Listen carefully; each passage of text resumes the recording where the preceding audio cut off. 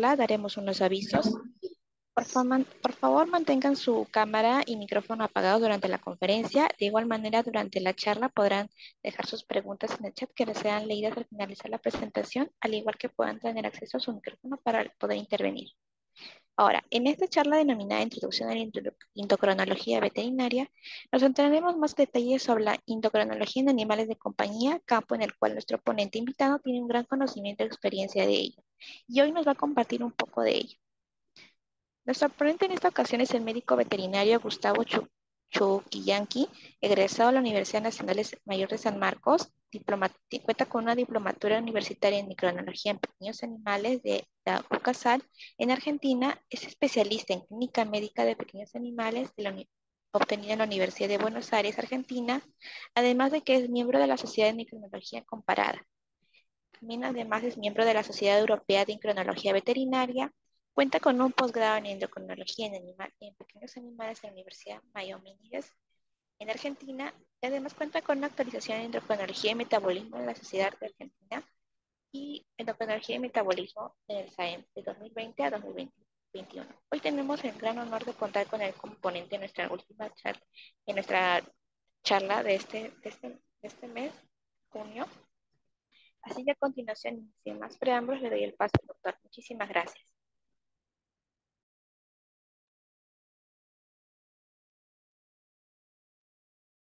Bien.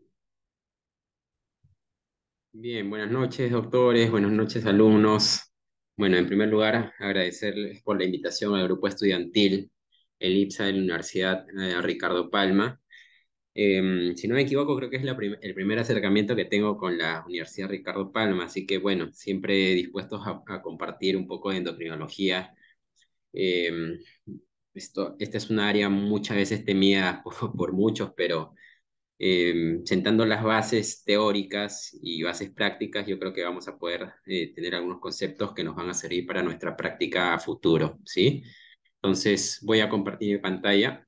¿Se me escucha bien, no? Sí, doctor. Sí. Bien.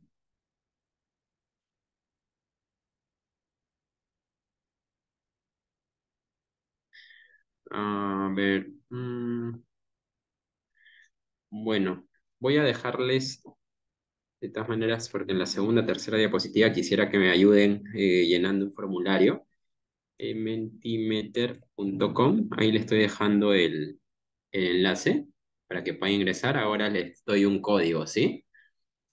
Bien. Bueno, el día de hoy vamos a ver el tema introducción a la endocrinología, ¿sí? Dentro de este tema, bueno, vamos a incluir el punto número uno, introducción a la endocrinología como tal.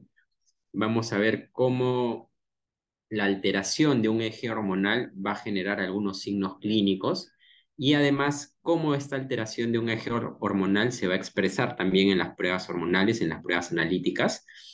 Y punto número cuatro, vamos a hablar muy brevemente, porque no es el objetivo de la charla, hablar sobre terapias, ¿sí? Vamos a dar algunos pantallazos muy generales sobre terapias. Bueno, para empezar la charla quisiera hacerles una pregunta. ¿Qué endocrinopatías, qué enfermedades hormonales han visto o han tratado dentro de su práctica profesional? No sé si pueden entrar al link. Ah, pueden entrar al link, ahí ya tengo algunas respuestas por el chat. Pueden entrar a ese link, al Mentimeter. ¿Dónde está? Ya. Pueden ingresar al link que les he dejado en el chat y coloquen el código de acceso, ¿sí? Ahí les voy a dar un minuto, solamente dos endocrinopatías que ustedes hayan visto o hayan tratado, ¿sí? Ingresen ese código y les doy 30 segundos, ¿sí?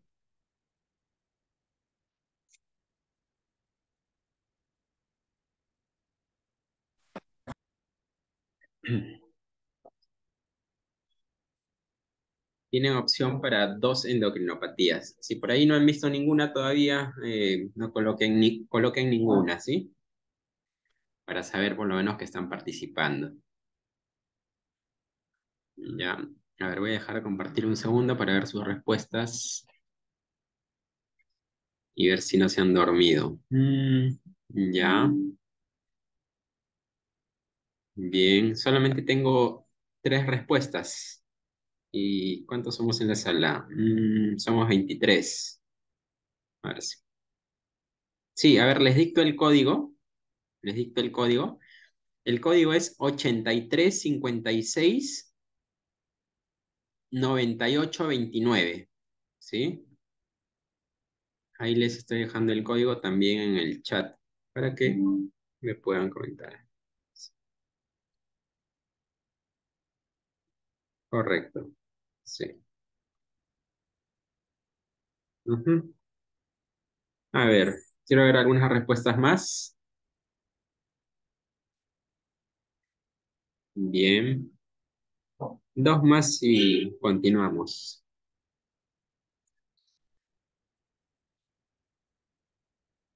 Ya. Bueno, les comparto un poco lo que ustedes han respondido. Bueno, hay algunos que todavía no han tenido la oportunidad de ver a algunos pacientes con endocrinopatías. Otros mencionan diabetes, diabetes mellitus, síndrome de Cushing, hipotiroidismo, Cushing. Bueno, son las enfermedades más prevalentes en el caso del perro, ¿sí? Bien, perfecto. Ahora sí continuamos. ¿Dónde estamos? Aquí. Ya. Bien, perdón.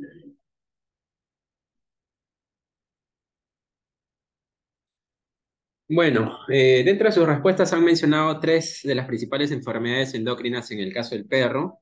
Diría que son justamente las top 4 de enfermedades hormonales que veo en mi práctica clínica. Punto número 1, el síndrome de Cushing. En segundo lugar, diabetes mellitus. Y un poquito más abajo, el hipotiroidismo, ¿sí? Bueno, pero sería muy fácil poder identificar una enfermedad endocrina si el paciente viene con su letrero así, diabetes mellitus, síndrome de Cushing o hipotiroidismo, ¿no? Sería muy sencillo todo. Pero lamentablemente el paciente no viene con una enfermedad así ya definida. El paciente viene con signos clínicos que nosotros deberíamos agrupar y nosotros deberíamos relacionar no solamente a enfermedades endócrinas, sino también muchos de los signos clínicos que pueden tener los pacientes con enfermedades hormonales, también lo vamos a poder ver en otras condiciones totalmente ajenas a la parte hormonal, ¿sí? Vamos a poner algunos ejemplos más adelante. Pero bueno, puse esta diapositiva para mencionar que básicamente vamos a tener que reconocer algunos signos clínicos y relacionarlos con algunas patologías endócrinas, ¿sí? Bien, vamos a mencionar algunos conceptos muy generales inicialmente para poder entender ya un poco cuando hablemos sobre las principales enfermedades endócrinas como diabetes, Cushing o hipotiroidismo, ¿sí? Espera, vamos a guardar esto, que me está interrumpiendo. Ya, ahora sí. Bueno, el sistema endocrino consta de diversos ejes hormonales, como pueden ver ahí en la imagen. ¿Se ve o se ve la publicidad ahí que está molestando? ¿Sí se ve toda la pantalla? Sí se Sí se ve. ve, doctor. Sí. Ya, perfecto. Pero bien, el sistema endocrino consta de diversos ejes hormonales. Y bueno, no los deberíamos evaluar de forma independiente. ¿Por qué les digo esto? Porque nosotros vamos a encontrarnos con algunas endocrinopatías que tengan su origen a nivel testicular, ¿sí?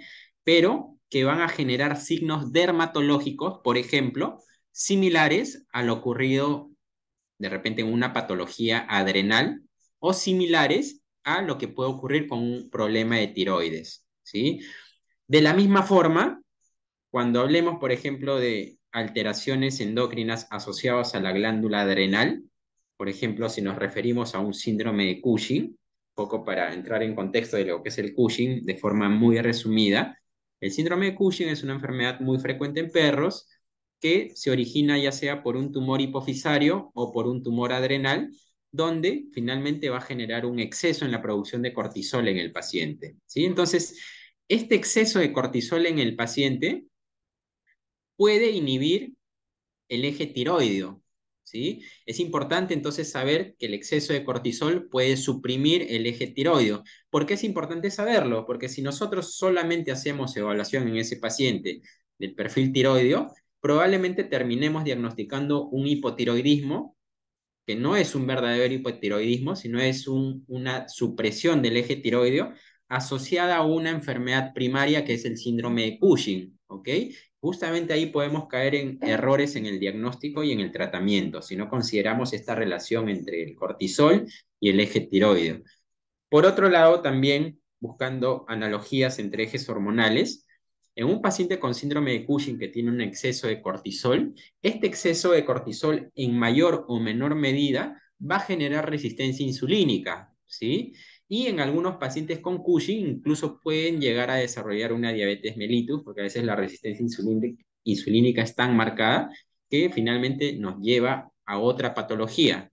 Partimos de un síndrome de Cushing y terminamos con un Cushing y con una diabetes, ¿ok? Entonces, veamos cómo los ejes hormonales se relacionan en mayor o menor medida. Entonces, cuando nosotros hagamos una evaluación de un eje hormonal, tenemos que evaluarlo no de forma independiente, tenemos que evaluar cómo ese eje hormonal se relaciona con otros ejes, porque si no lo hacemos así, vamos a caer en errores en el diagnóstico y en el tratamiento finalmente, ¿sí? A ver, esta publicidad. No sé si no le sale a ustedes, pero a mí sí me sale. Ya. Bien. Entonces, ¿cómo podemos definir las endocrinopatías? Podemos definirla como patologías que cursan con un aumento en la disminución en la acción hormonal, aumento o disminución en la acción hormonal sobre sus órganos diana. No sé si tienen alguna pregunta, creo. Ahí. Ya.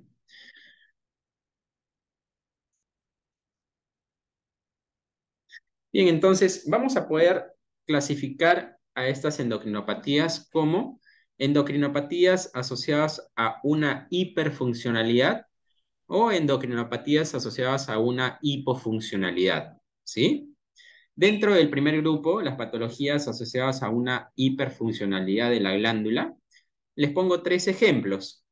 Caso número uno, hablando de la glándula adrenal, uno de los más conocidos, el hiperadrenocorticismo o llamado síndrome de Cushing, que como ya mencionamos, hablar de Cushing es hablar de un tumor que puede estar ubicado en la hipófisis o puede estar ubicado en las glándulas adrenales que va a generar un exceso de cortisol, ¿sí?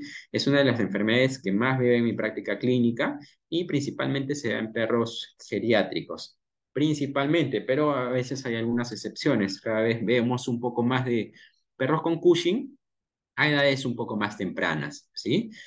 Por otro lado, otro ejemplo de una hiperfuncionalidad tenemos el hipertiroidismo, que por el contrario, lo que sucede con el Cushing es una enfermedad muy frecuente en el caso de los gatos geriátricos, ¿sí? Y principalmente se debe a una neoplasia, ya sea un adenoma o un carcinoma tiroideo, en el gato que va a producir un exceso de producción hormonal, de hormonas tiroides, ¿sí?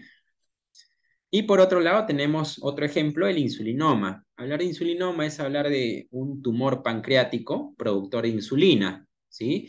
Veamos, nosotros para poder entender estas endocrinopatías, primero debemos saber para qué funcionan las hormonas, ¿sí? Porque si no sabemos para qué sirve el cortisol, si no sabemos para qué sirve las hormonas tiroides, cuál es la función de la insulina, vamos a poder entender muy poco lo que es la fisiopatología de cada enfermedad hormonal, ¿sí? Entonces, hablar de insulinoma es hablar de un tumor pancreático productor de insulina.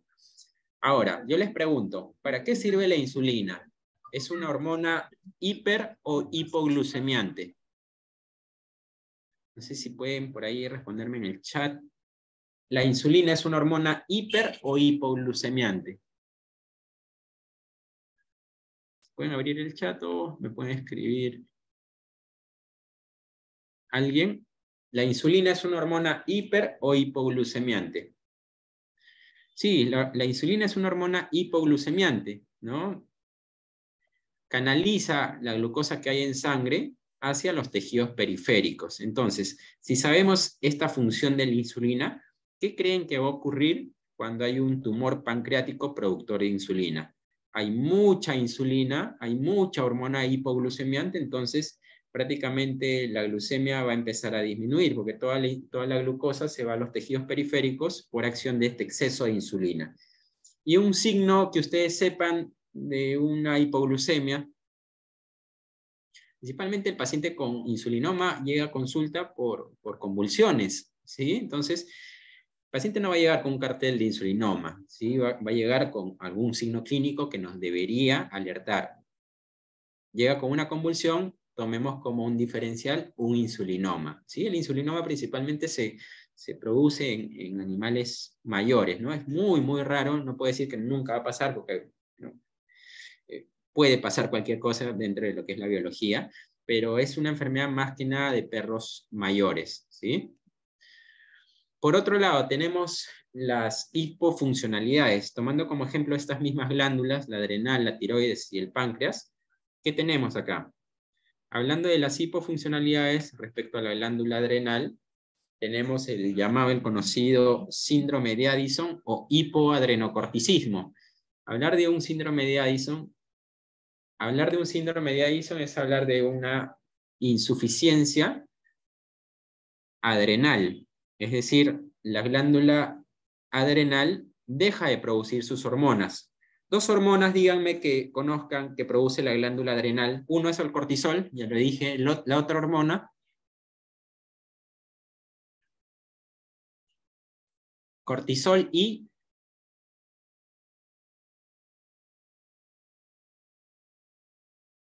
¿alguien se anima? Cortisol y aldosterona, ¿sí? Perfecto. Son las dos hormonas principalmente que están disminuidas según síndrome de Addison. Entonces, si nosotros primero queremos entender el síndrome de Addison, tenemos que saber para qué sirve el cortisol, para qué sirve la aldosterona. El cortisol es una hormona que favorece la gluconeogénesis, ¿sí? Mantiene niveles de glucosa estables a nivel sanguíneo. Entonces, si no tenemos niveles de cortisol suficientes, ¿qué es lo que podría pasar? Me pongo a pensar, ¿no? Sé que el cortisol sirve para esto. Si está en déficit, generalmente el paciente también puede hacer una hipoglucemia, ¿ok? Otro signo de un déficit de cortisol, por ejemplo, es un paciente que puede tener presiones bajas, ¿sí? Presión baja, porque el cortisol se encarga de sensibilizar las catecolaminas a nivel de los vasos periféricos. Entonces, esto mantiene niveles de presión adecuados. Si no tenemos cortisol, la presión se nos viene abajo, ¿ok? Eso es con respecto al déficit de cortisol. Con respecto al déficit de aldosterona, ¿para qué sirve la aldosterona? La aldosterona sirve para mantener niveles de sodio y potasio en rangos adecuados. Actúa a nivel de la bomba de sodio y potasio. Entonces, si yo tengo niveles adecuados de aldosterona, voy a reabsorber niveles de sodio y voy a eliminar niveles de potasio, ¿no? Por orina. Entonces, si no tengo la aldosterona, generalmente este paciente va a empezar a perder niveles de sodio, va a tener pérdida de sodio y por el contrario va a tener retención de potasio. Entonces, vamos siguiendo la secuencia. Si tengo niveles de potasio elevados en sangre, ¿qué signo clínico me puede generar una hipercalemia? ¿Alguien se anima? Bradicardia, perfecto. ¿Sí? Entonces, paciente con síndrome de Addison es un paciente que llega muchas veces con hipoglucemia, llega con hipotensión, llega con poliuria y polidipsia. ¿Por qué se genera la poliuria y polidipsia en un paciente con síndrome de Addison? Se genera por la pérdida de sodio por la orina, ¿sí? El sodio es un electrolito que genera una diuresis osmótica, entonces genera poliuria, de forma compensatoria polidipsia, ¿sí? Entonces veamos cómo, si entendemos esto, vamos integrando los signos clínicos que esperaríamos tener en un paciente con síndrome de Addison, ¿sí? Por otro lado, el hipotiroidismo es una enfermedad muy rara en gatos, pero es una enfermedad muy común en perros, ¿sí? Principalmente se genera por un efecto de autoinmunidad, ¿ok? Y por otro lado tenemos el páncreas, ¿sí? El páncreas, cuando se afecta su función, el páncreas deja de producir insulina, entonces se genera una diabetes mellitus, ¿sí? Algo totalmente contrario al insulinoma.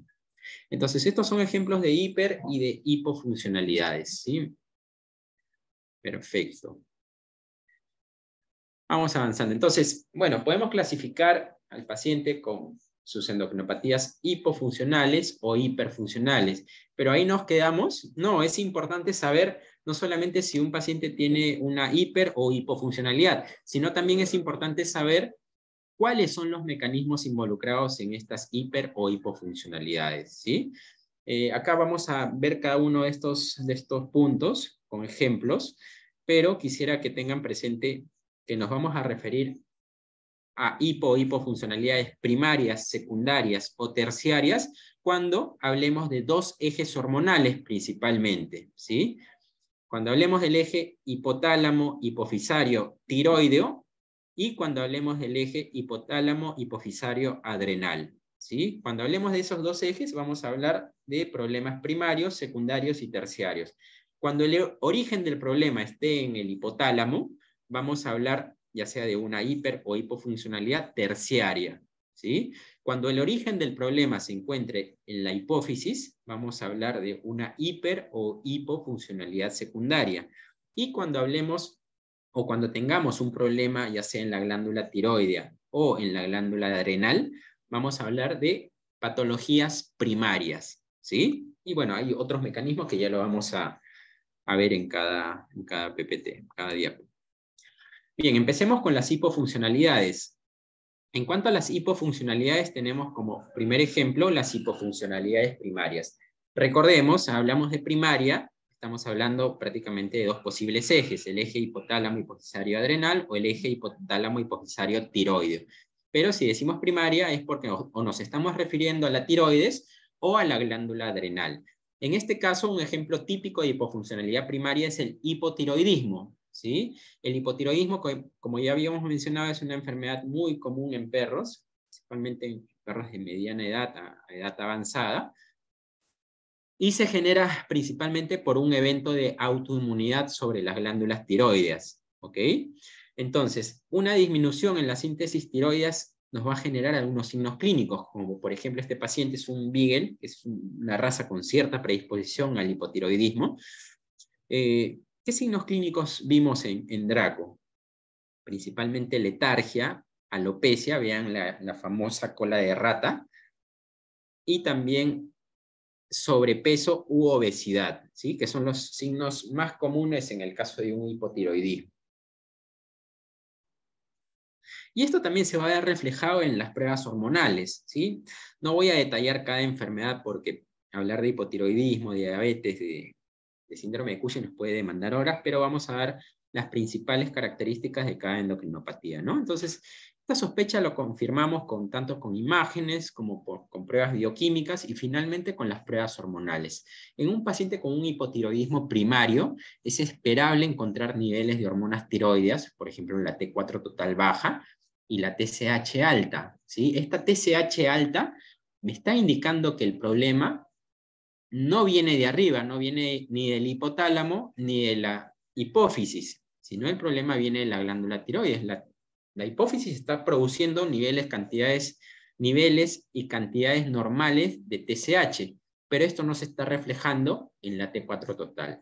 ¿Por qué? Porque la tiroides está dejando de producir sus hormonas, se está volviendo hipofuncional, se está volviendo atrófica por este evento de tiroiditis linfocítica asociado a un evento de autoinmunidad, ¿sí? Veamos otro ejemplo. Ahora hablamos de una hipofuncionalidad primaria, pero veamos el otro eje. Hablamos de la glándula adrenal. Hablamos de una hipofuncionalidad primaria cuando nos referimos, por ejemplo, a un síndrome de Addison. El problema viene en las glándulas adrenales, que también va a tener como causa primaria un evento de autoinmunidad. Y acá les presento, esto es una pacientita con síndrome de Addison, una West Highland, si no me equivoco se llama Maggie, ¿sí? Una paciente que vino con problemas gastrointestinales, una paciente joven, ya habían descartado causas infecciosas, una paciente que tenía hipoglucemia, hipotensión, tenía polidipsia, poliuria, bueno, salió medio raro el video.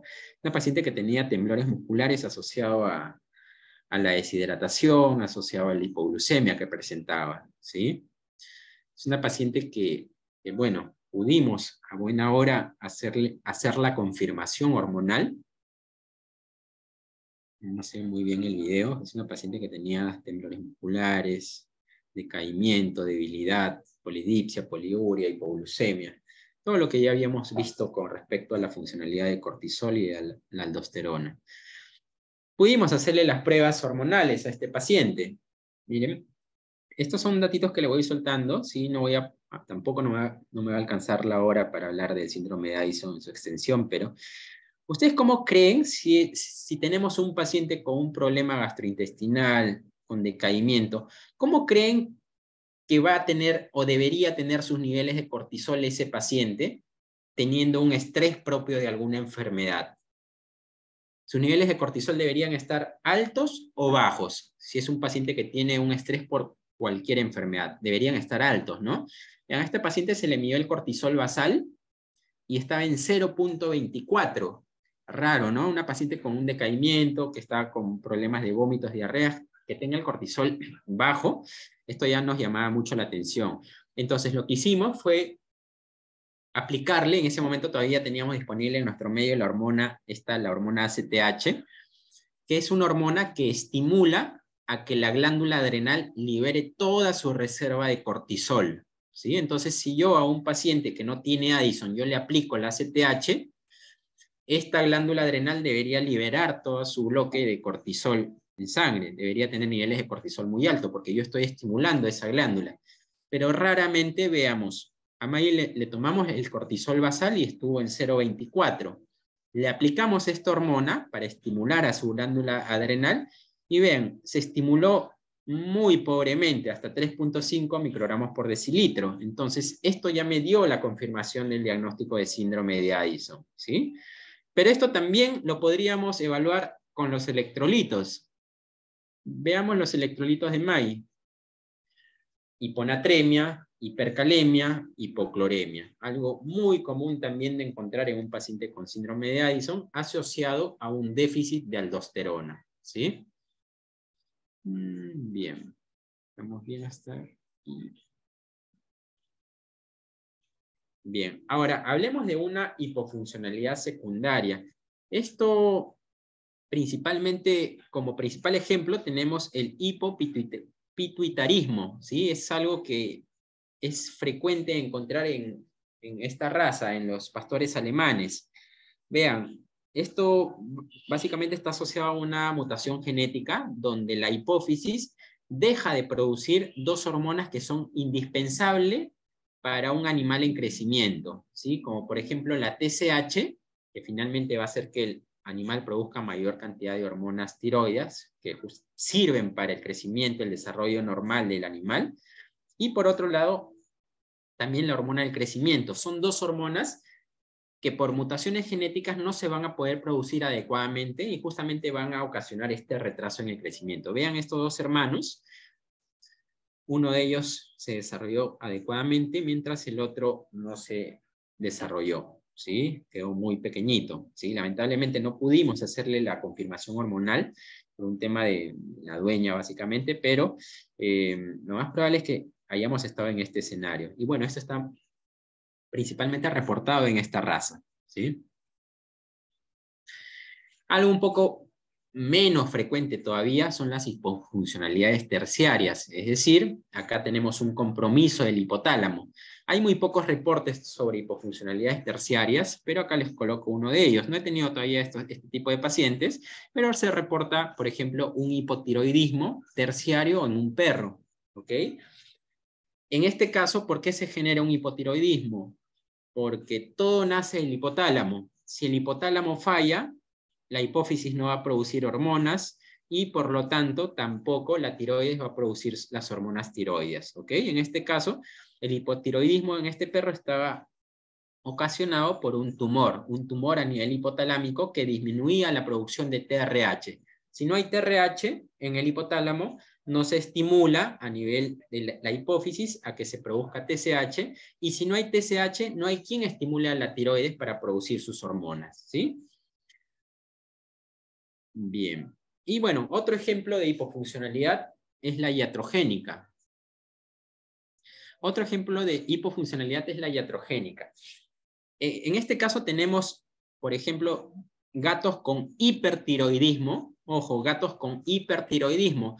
Mencionamos hace unas diapositivas atrás que el hipertiroidismo en gatos está principalmente asociado a tumores tiroideos, ¿correcto? Pero ¿qué es lo que pasa con estos gatos?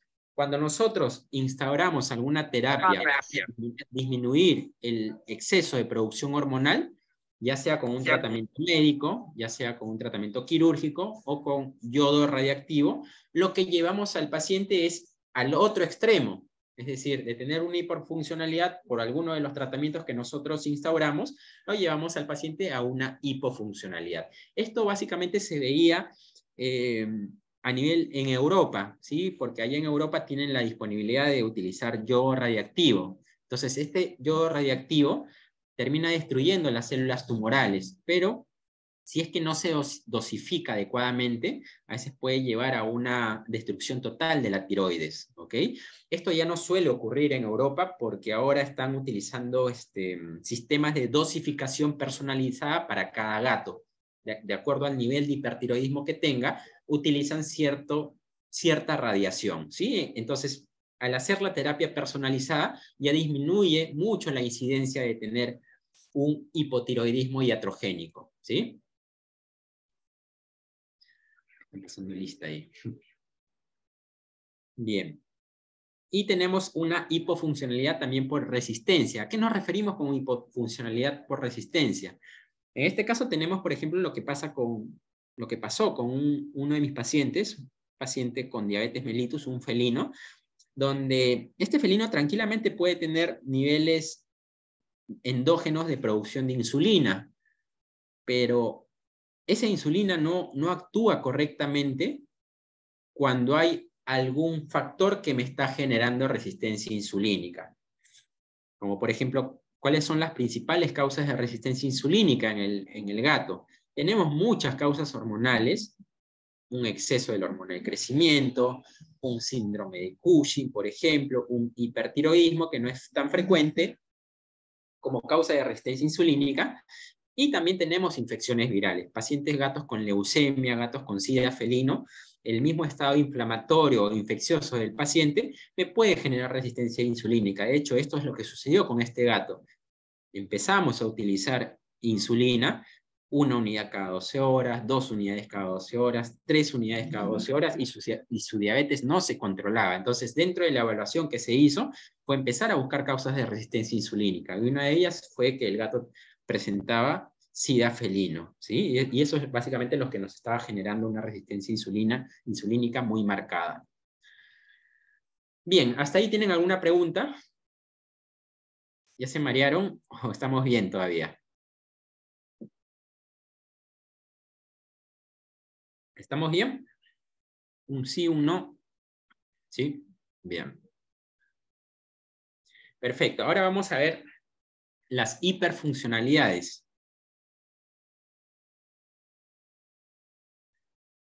Vamos a ver las hiperfuncionalidades. Hablar de una hiperfuncionalidad primaria, si decimos primaria, estamos refiriéndonos a la tiroides o la glándula adrenal, ¿no? Entonces, tomamos como ejemplo el hipertiroidismo, que es una enfermedad muy frecuente en el caso de los gatos, no tanto en el perro, ¿sí? Y en este caso tuvimos un gatito que, bueno, llegó a consulta por vómitos crónicos, pérdida de peso, signos típicos de un exceso hormonal, ¿sí? De un hipertiroidismo. Esto también lo que correlacionamos con las imágenes. Veamos la imagen cervical, en la ecografía cervical se reportaba un aumento del tamaño del lóbulo tiroideo derecho. Y además tenía un nódulo o un quiste al interior de la glándula. Entonces acá estábamos con el posible foco de exceso hormonal. Esto lo reconfirmamos con la medición de hormonas tiroides. Veamos su T4 de este gatito, estaba en 8.29. Iniciamos un tratamiento para este exceso hormonal, las hormonas empezaron a disminuir y la clínica del paciente también empezó a mejorar, ¿sí? Este es un ejemplo de hiperfuncionalidad primaria. Vamos ahora con la hiperfuncionalidad primaria, pero ya no de la tiroides, sino de la glándula adrenal. Si decimos primaria, entonces la glándula adrenal es la que debería estar afectada. Entonces, en el síndrome de Cushing, nuevamente recordamos, es un tumor, ya sea hipotalámico, hipofisario o adrenal que va a generar un exceso de cortisol endógeno. En este caso, este paciente se presentó a consulta porque tenía polidipsia, poliuria, polifagia, todos estos signos asociados al exceso hormonal. Eso es lo que generan los corticoides. Y en la ecografía justamente encontramos de dónde provenía este exceso hormonal. Vean esa glándula adrenal súper gigante, ya incluso había perdido la forma, ¿sí? Normalmente son como unas lengüetas las glándulas adrenales, pero acá ya habíamos perdido totalmente la citoarquitectura de la glándula adrenal. Entonces, este paciente tenía un síndrome de Cushing ocasionado por un tumor en la glándula adrenal.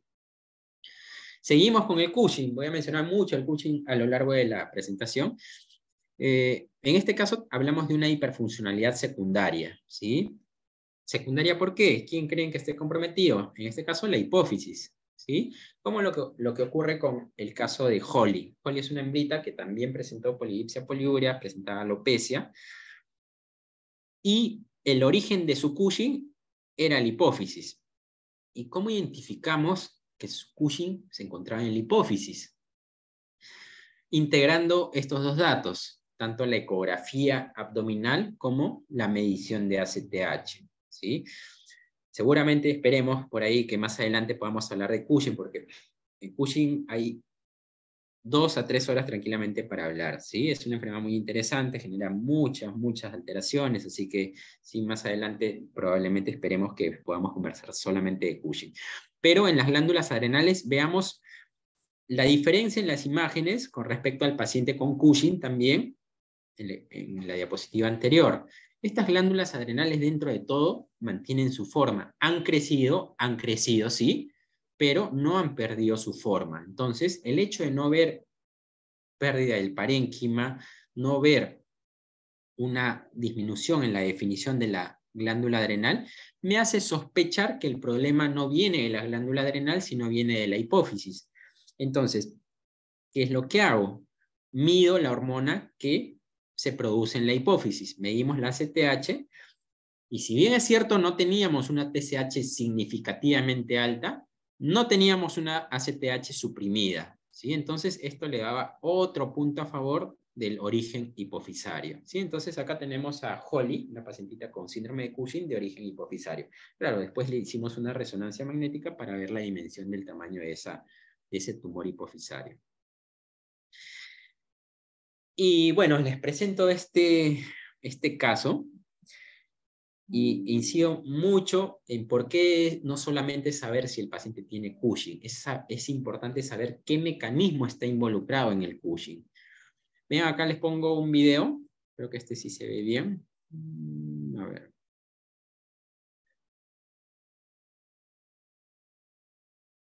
Vean, es un paciente con una alopecia a nivel troncal, había perdido masa muscular, tenía una distensión abdominal, si pueden ver, marcada, y además tenía, bueno, aparte de su hernia, tenía la piel muy fina e inelástica. Vean, esto es algo muy característico de un exceso de cortisol. Se empieza a perder síntesis de colágeno, se atrofia la dermis y eso le genera pérdida de elasticidad de la piel. Ah, doctor, qué fácil, es un Cushing, empecemos con un tratamiento médico. Bueno, igual hay que hacerle los estudios, pero doctor, es un Cushing. Sí, pero es un Cushing porque es un paciente de 1 año.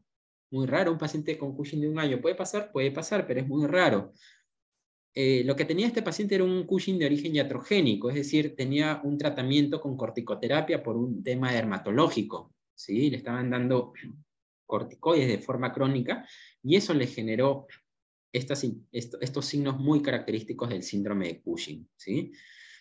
Entonces, les pongo este ejemplo porque tanto el paciente con el Cushing adrenal, el paciente con el Cushing hipofisario y este paciente con síndrome de Cushing iatrogénico son pacientes que tienen rutas de tratamiento totalmente distintos, ¿sí? A este paciente no le hago las pruebas hormonales que sí hago en un paciente con un Cushing tumoral, no lo trato con medicaciones que voy a utilizar para el Cushing tumoral, ¿sí? Es totalmente una aberración hacer esa evaluación tanto diagnóstica como de tratamiento. al saber que este paciente es un paciente que tiene un Cushing de origen iatrogénico, el tratamiento simplemente consiste en retirar los corticoides que le hemos administrado de forma crónica y el problema se soluciona. No hay que darle absolutamente nada para corregir su Cushing. ¿Ok? No sé si tengo alguna pregunta. Sí, correcto. Bueno, a veces abusan, a veces es una condición que el paciente necesita. Por ejemplo, el otro día atendí un bulldog francés que tenía toda esta clínica, pero tenía un síndrome braquicefálico, tenía el paladar elongado, y por ahí a lo único que respondía cuando le daba su crisis eran los corticoides. ¿Ok? Entonces, no digo que esté mal, pero hay que tratar de corregir la causa de base, o sea, una cirugía a ese paciente, porque si no, si el paciente solamente responde a los corticoides y no, y en ese momento que tiene la crisis, digo, mejor no le aplico porque voy a exacerbar su Cushing, pero se puede morir más rápido por el síndrome braquicefálico. Pero la idea es tratar de retirar los corticoides y centrarnos en la causa de base. Es lo mismo que pasa más que nada en los problemas dermatológicos. El paciente se rasca, dan corticoides, pero actualmente tenemos muchas otras alternativas de tratamiento para la parte dermatológica. Tenemos el Apoquel, tenemos el Cytopoint, baños medicados, ya pautas que un dermatólogo nos puede orientar mejor. Y de hecho este paciente pasó con dermatología, con una amiga de la universidad, y se curó sin hacer nada para su Cushing, retirar los corticoides y nos centramos en el tratamiento dermatológico. ¿Sí? Bien. ¿Hay alguna pregunta? Sí, generalmente las secuelas no dejan secuelas, porque si este exceso de cortisol, en líneas generales, el paciente con el Cushing iatrogénico, el paciente con el Cushing tumoral, hipofisario o adrenal, son pacientes que tienen las mismas complicaciones, ¿sí? Son pacientes que pueden desarrollar hipertensión, pueden desarrollar enfermedad crónica, pueden desarrollar una diabetes, incluso darle mucho corticoide, o sea, son enfermedades que se parecen mucho. Si ese paciente al momento del diagnóstico hablo del Cushing iatrogénico, no ha desarrollado ninguna complicación, lo más probable es que al retirar los corticoides, el paciente después de un tiempo de descanso vuelve a hacer su vida normal, sin complicaciones. Claro, si es que nosotros le hemos dado una terapia de corticoides a dosis muy alta por 6 meses, 8 meses o un año, y durante ese tiempo el paciente ya desarrolló una enfermedad renal crónica, lo más probable es que no se pueda revertir la enfermedad renal crónica, porque ya está instaurada.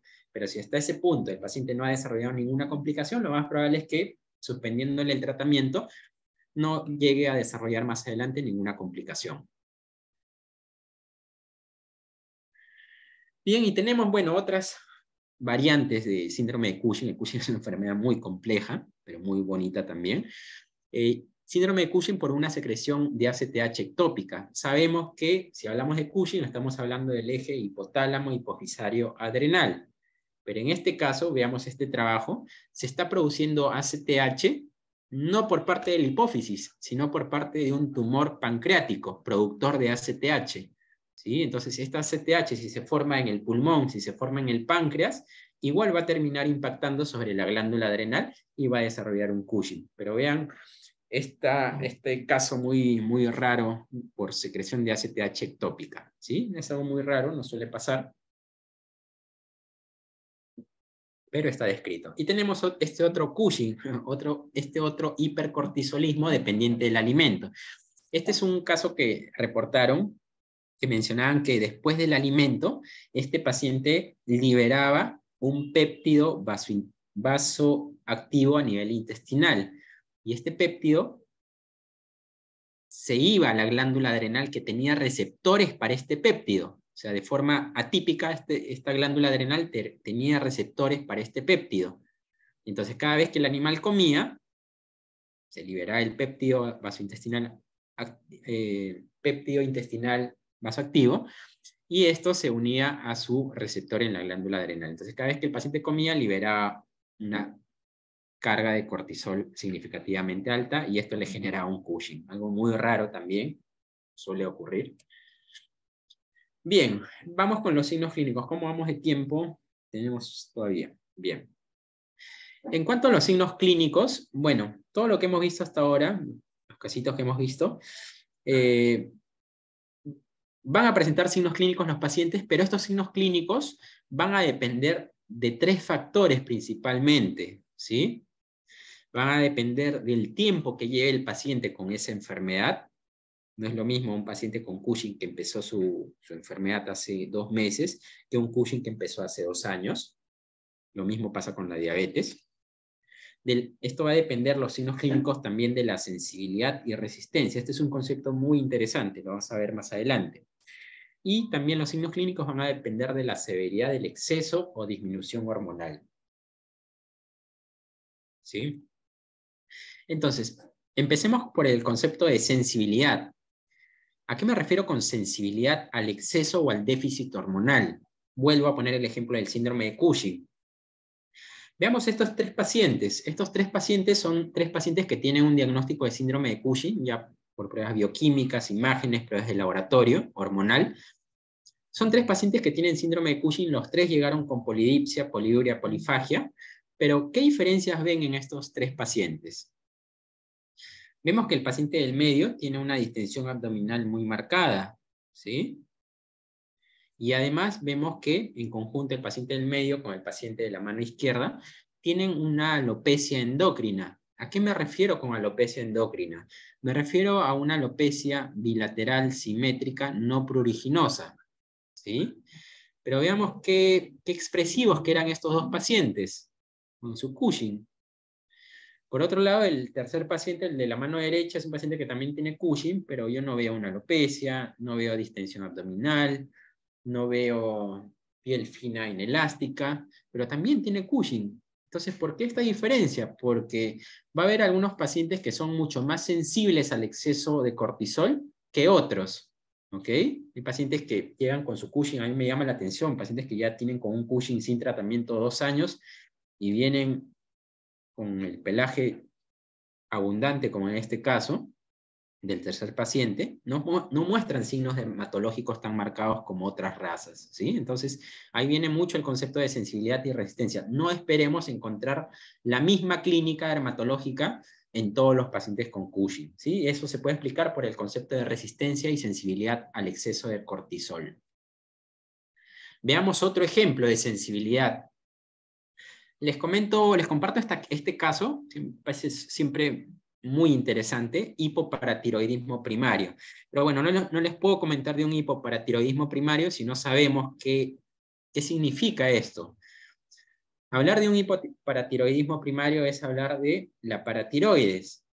¿Qué hormona se encarga de producir la paratiroides? A ver si alguien me puede ayudar. ¿Qué hormona se encarga de producir la paratiroides? ¿Nadie? ¿Otra? ¿Nadie?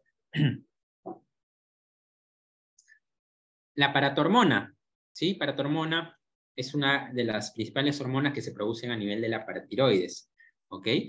¿De qué se encarga la paratormona?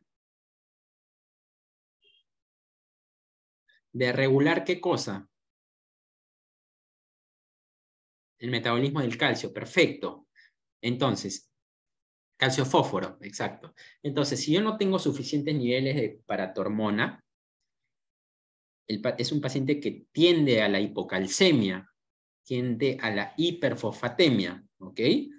Entonces, eso es lo que ocurre. Y un paciente con hipocalcemia, ¿qué signos va a presentar? Vamos bien, vamos bien. Si entendemos por ahí el concepto de las hormonas, vamos a poder saber para qué funcionan y podemos saber también en qué condiciones va a estar el paciente ante un déficit hormonal. Un paciente con hipocalcemia, ¿qué signología va a presentar? Tremores musculares, sí, y justamente acá les pongo el motivo de consulta por el cual trajeron a estos 2 pacientes.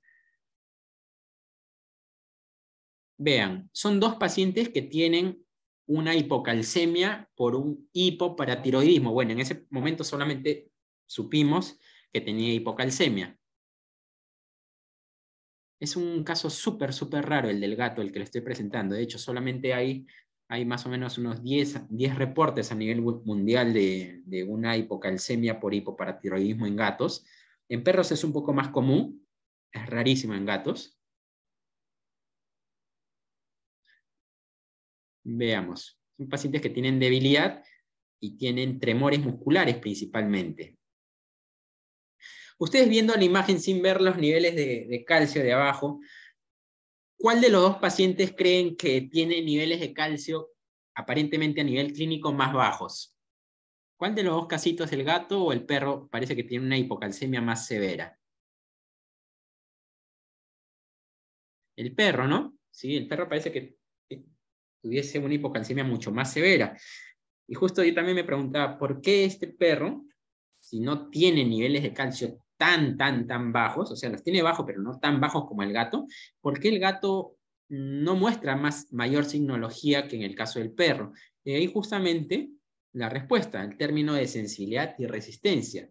El gato es mucho más resistente, por lo menos este gato es mucho más resistente al déficit de calcio que en el caso del perro, ¿sí? Por eso no muestra tanta sintomatología como este paciente, como este Schnauzer, ¿sí? Bien. Entonces, ¿quedó claro el concepto de sensibilidad y resistencia? ¿Sí? Perfecto. Ahora, veamos el otro factor, el factor del tiempo, ¿sí? Acá les pongo el ejemplo de una diabetes mellitus. Parte de los signos de un paciente con diabetes mellitus es polidipsia, poliuria, polifagia y pérdida progresiva de peso, ¿sí? Si el paciente diabético no recibe tratamiento con insulina, tiende a perder peso progresivamente. Entonces, cuando me llegó este paciente, el de la mano izquierda, este paciente, yo lo vi, tenía buena condición corporal. La dueña me reportaba que su peso promedio era 26 a 27 kilos. Cuando yo lo vi, lo pesé y estaba en 26,5, no había variado prácticamente el peso. Pero bueno, le medí la glucosa, se midió examen de orina y confirmamos que tenía una diabetes, ¿no? Entonces, ¿por qué este paciente no pierde peso? ¿Por qué? Porque tenía una diabetes muy reciente. Hace pocas semanas había empezado con la diabetes mellitus, ¿sí? Por eso no había perdido mucho el peso. A diferencia de este otro paciente, de la mano derecha. Es un paciente que había perdido peso significativamente. Tenía un peso inicial de 14 y prácticamente había perdido un 30-40% de su peso inicial. Cuando yo lo vi estaba en 9,5 kilos. ¿Por qué? Porque tenía una diabetes ya sin tratamiento, más o menos de 2 a 3 meses de anterioridad, ¿sí? Por eso la pérdida de peso en este caso era dependiente del tiempo, ¿sí? Bien, avanzamos. Ay, ¿dónde estamos? Ya.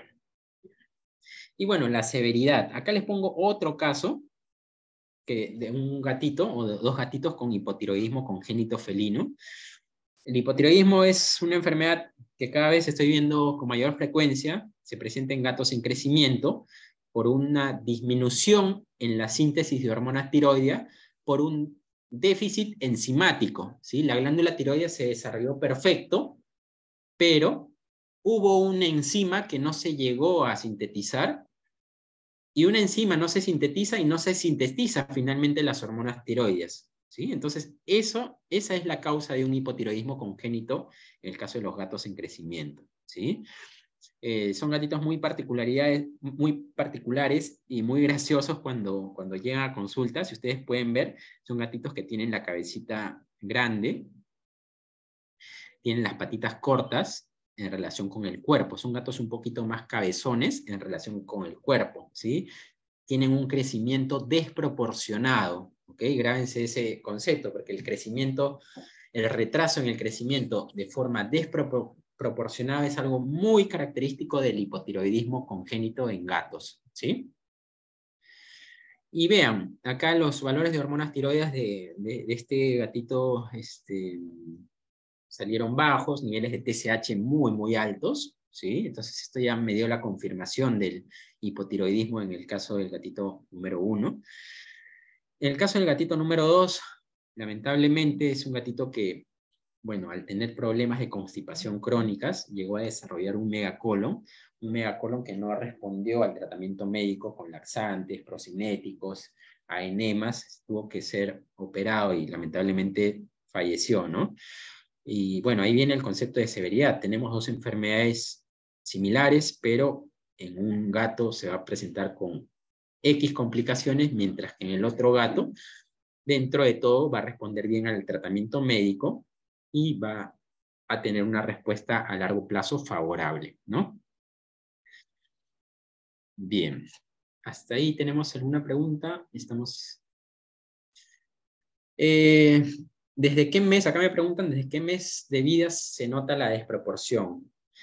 Es muy relativo y va a depender de qué tanto déficit enzimático tenga el gato, ¿sí? Generalmente los gatitos, los que he visto por lo menos, que más o menos son 5 a 6 gatitos con hipotiroidismo congénito, son gatitos que empezaron a tener una diferencia en el crecimiento en comparación con sus hermanos a partir del mes y medio, 2 meses, ¿sí? Pero hasta ese momento uno ya ve cierto retraso mental en esos gatitos. Los gatitos son unas balas, ¿no? Están molestando, están maullando todo el día, pero estos gatitos son gatitos muy tranquilos. Llegan a consulta, uno los pone en la mesa de consulta y son gatitos que no se mueven, caminan muy poco, y eso es algo muy raro en el paciente, ¿no? Sobre todo en un gato. Pero te diría que este retraso en el crecimiento se ve de forma mucho más clara a partir del mes y medio a 2 meses. ¿Qué signos me pueden hacer sospechar de un paciente endocrino? Bueno, acá vamos a revisar algunos signos muy generales, ¿sí? Estos signos que les voy a presentar son signos que nos deberían alertar de una enfermedad hormonal, pero no son exclusivas de enfermedades hormonales, ¿sí? Como por ejemplo, ¿cuáles? Acá tenemos el principal signo asociado a muchas endocrinopatías, la poliuria y la polidipsia. La poliuria y la polidipsia, ¿a qué enfermedades hormonales podrían estar relacionadas? A ver si me pueden ayudar ahí. Poliuria y polidipsia. Cushing, diabetes, ¿ya? Ahora les pregunto, ¿qué enfermedades no hormonales me generan poliuria y polidipsia? ¿Qué enfermedades no hormonales me generan poliuria y polidipsia? Bien, perfecto. Enfermedad renal crónica. Una más, una enfermedad más.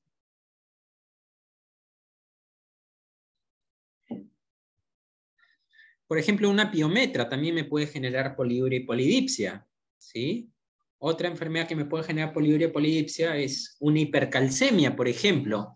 En el caso de que tengamos una neoplasia, como signo paraneoplásico, estos tumores pueden generar hipercalcemias y la hipercalcemia puede generar poliuria y polidipsia, ¿sí? Por distintos mecanismos, todo lo que hemos conversado, pero van a terminar generando poliuria y polidipsia, ¿sí? Entonces, ahora yo les pregunto, de todas las causas de poliuria y polidipsia, hormonales y no hormonales, si yo les digo que ahora tenemos un paciente con poliuria, polidipsia, y le agrego polifagia, ¿ustedes seguirían diciéndome todos los signos que hemos hablado? ¿La enfermedad renal crónica genera polifagia? No, la piometra tampoco genera polifagia. Entonces, veamos cómo vamos a abordar al paciente a partir de los signos que va a presentar. ¿Sí? Acá les presento un pacientito, vean, es un paciente muy particular, es un paciente de 2 años. Normalmente, este paciente es un paciente que pesaba 4 o 5 kilos, si no me equivoco. Un paciente de 4 o 5 kilos, ¿cuánto de agua podría consumir en 24 horas? Tomando como referencia 50, 60 ml kilo día, debería estar consumiendo aproximadamente para su peso 250 mililitros de agua en 24 horas, ¿sí? Pero no les miento, este paciente habrá consumido casi 1 litro de agua en media hora. O sea, lo que debía consumir en 24 horas, lo consumió en media hora y el doble todavía. Este paciente que llega con poliuria y polidipsia no tenía polifagia, descartamos todas las posibles causas de enfermedades hormonales y dentro de todo nuestro diagnóstico presuntivo era una diabetes insípida, ¿sí? Lamentablemente, bueno, por ahí la dueña no decidió continuar con el plan, con la ruta diagnóstica, no se pudo llegar a hacer la confirmación de una diabetes insípida, pero era lo más probable que pueda tener este paciente, una diabetes insípida o una polidipsia psicogénica. Pero veamos cómo los signos nos van a ir orientando, ¿sí? Y bueno, otro signo que podríamos encontrar en enfermedades endocrinas, la famosa alopecia endocrina, una alopecia bilateral, simétrica, no pruriginosa y que dentro de todo respeta las patas y la cabeza, ¿sí? Es una alopecia que principalmente se genera a nivel troncal.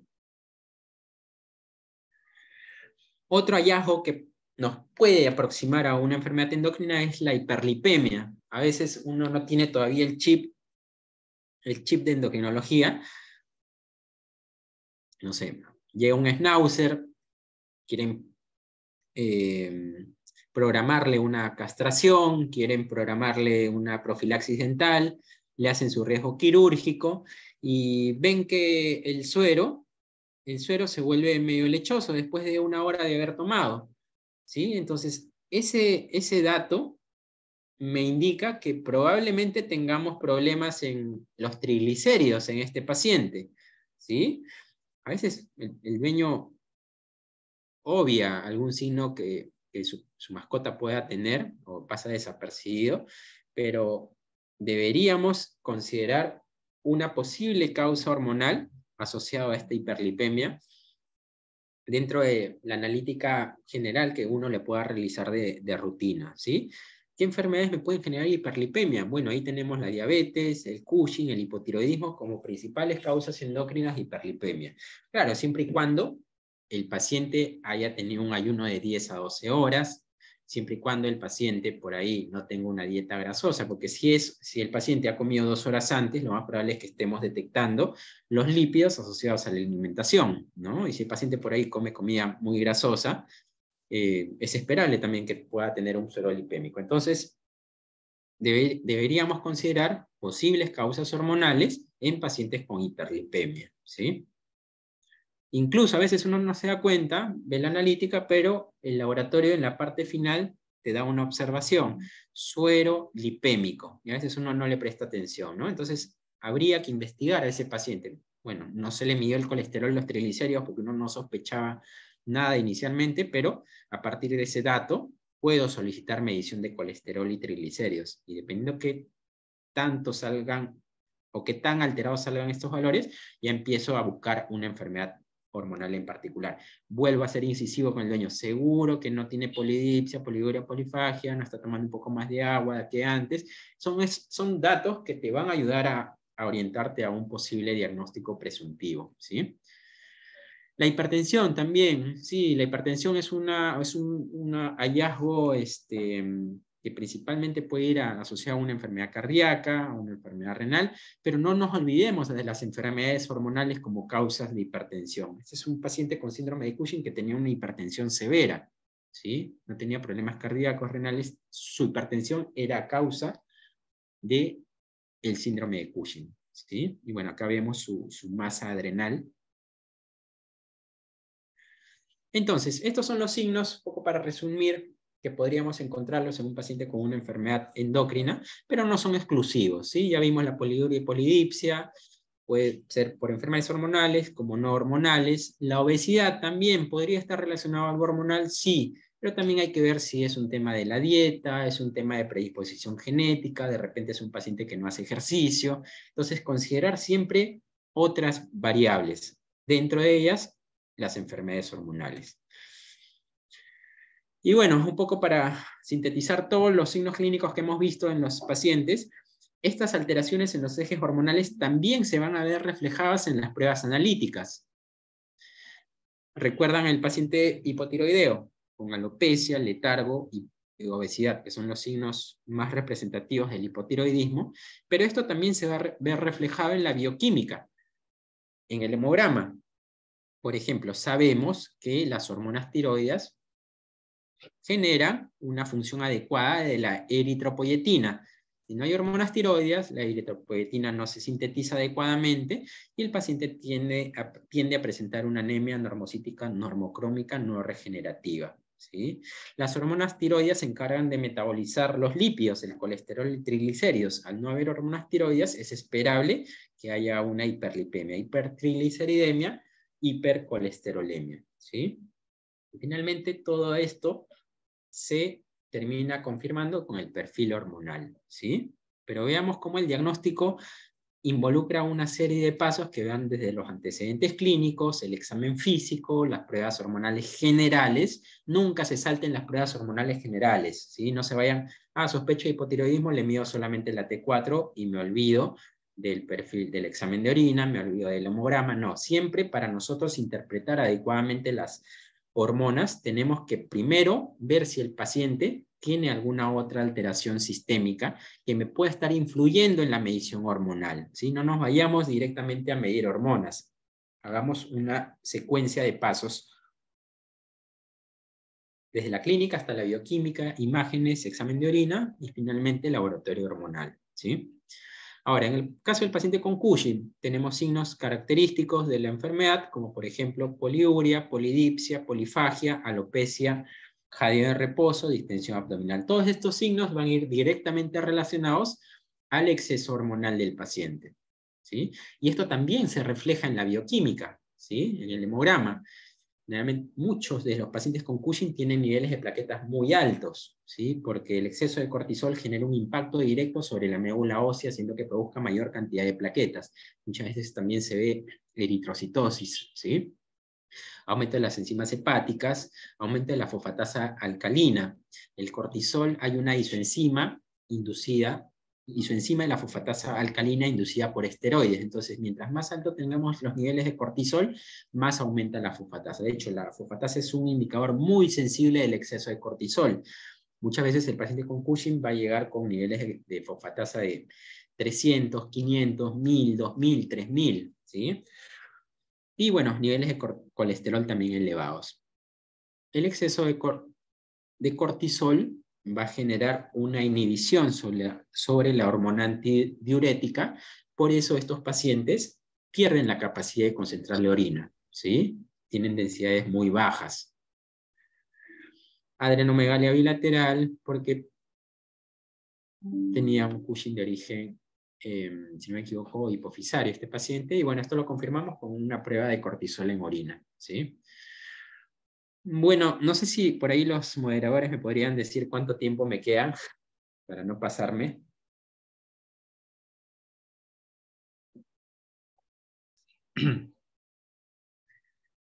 O ya me pasé de tiempo. No, Tengo doctor, no se preocupe, ¿sí? tenemos aún tiempo. ¿Sí? ¿Hasta ahí tienen alguna pregunta? ¿O estamos bien?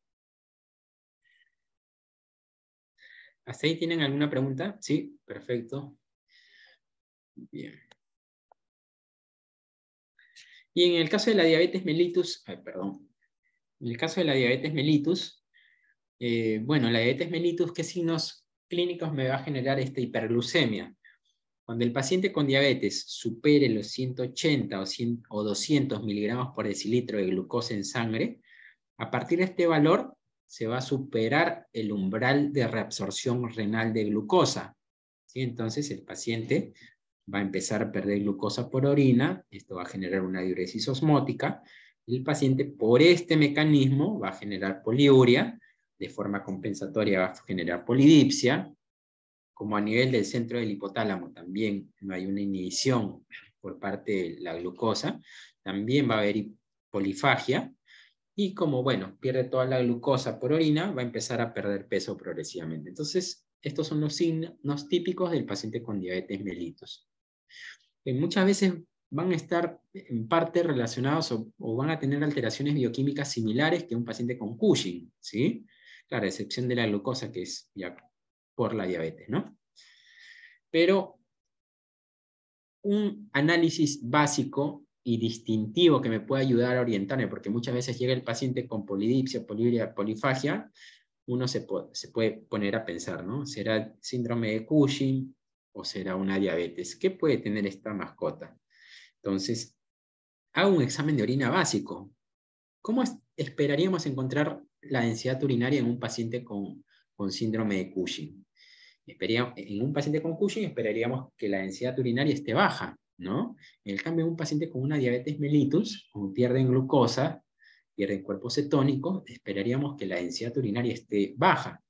Y si empieza a perder glucosa por orina, yo ya sé que su glucosa en sangre está por encima de 200. ¿Por qué? Porque a partir de ese valor se supera el umbral renal de reabsorción de glucosa. Entonces, veamos cómo un examen de orina me puede dar muchísima información. Muchas veces veo que subestiman los exámenes de orina y es algo muy importante para la valoración de una enfermedad endocrina, ¿sí?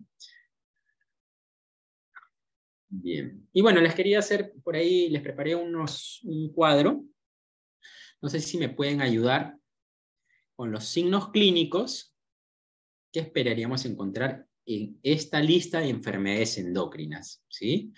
A ver, yo les pregunto, empecemos por polidipsia y poliuria. De toda esta lista de enfermedades, ¿cuáles de ellas tienen como característica la polidipsia y la poliuria? Que conozcan. Bien, Cushing, diabetes. Fuera de Cushing y diabetes ahora. Feocromocitoma. Perfecto. ¿Qué otra enfermedad me puede generar polidipsia y poliuria? Hablamos del Addison también. Recuerden que en el caso del Addison el paciente va a perder sodio por orina. Este sodio actúa como agente osmótico, puede generar poliuria y polidipsia, ¿sí? Entonces, vean, todas estas enfermedades me van a generar poliuria y polidipsia. Síndrome de Cushing, diabetes, hiperaldosteronismo, feocromocitoma. En general, las enfermedades asociadas a la glándula adrenal siempre van a generar polidipsia, poliuria, ¿sí? Ahí tenemos el Cushing, el hiperaldosteronismo, el feocromocitoma, ¿ok? Claro, polidipsia, poliuria por distintos mecanismos. Por ejemplo, en el caso del Cushing se va a generar poliuria y polidipsia por una inhibición de la hormona antidiurética. El riñón pierde la capacidad de concentrar la orina, se va a generar poliuria por ese motivo.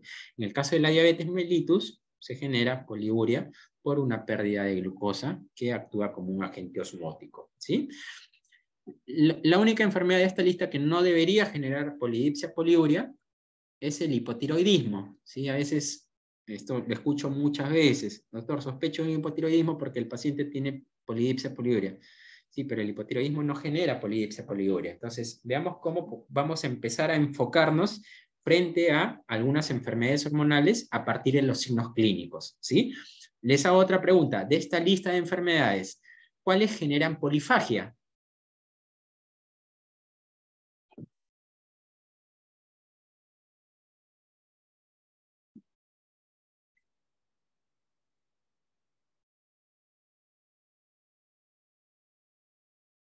Un par más de respuestas.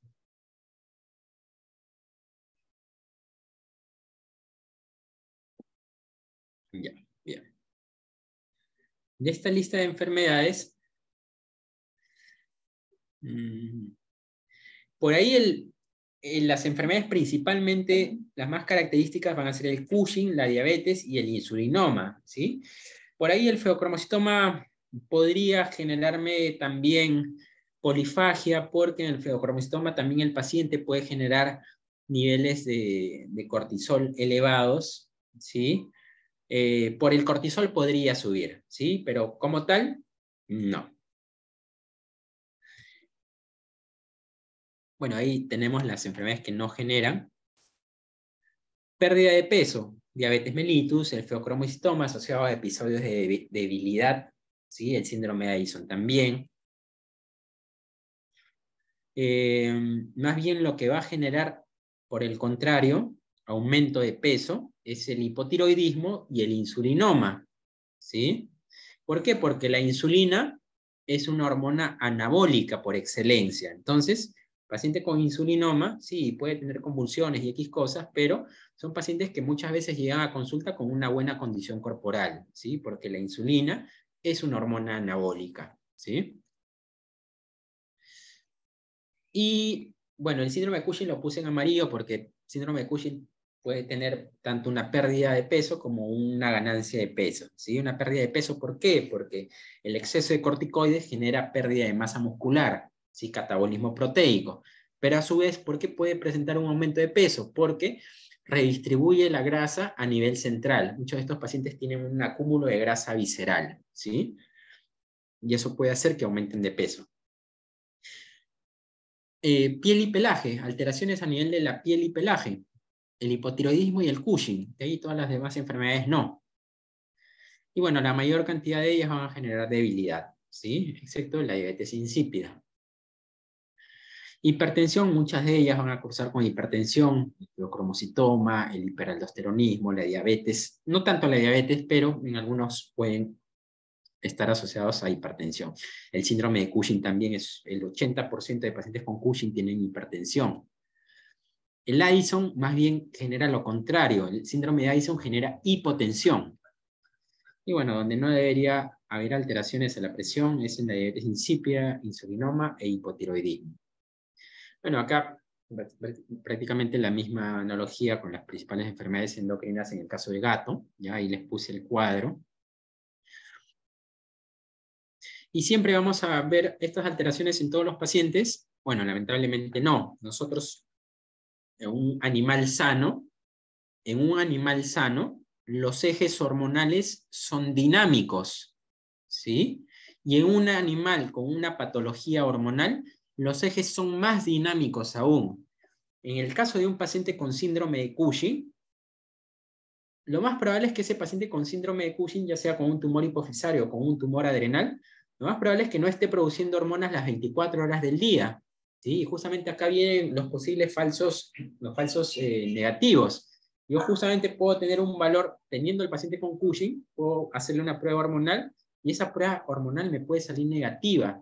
No porque el paciente no tenga Cushing, sino puede ser que justo hayamos hecho la prueba en momentos donde el paciente o el tumor del paciente no produjo niveles significativos de hormonas, de cortisol en este caso, ¿sí? Entonces ahí justamente vienen los posibles falsos negativos, ¿sí? Y una prueba hormonal negativa no va a desmerecer la evaluación que nosotros hemos hecho a nivel clínico, paciente que llega con polidipsia, poliuria, polifagia, que llega con la fosfatasa alcalina muy alta, que llega con un tumor adrenal.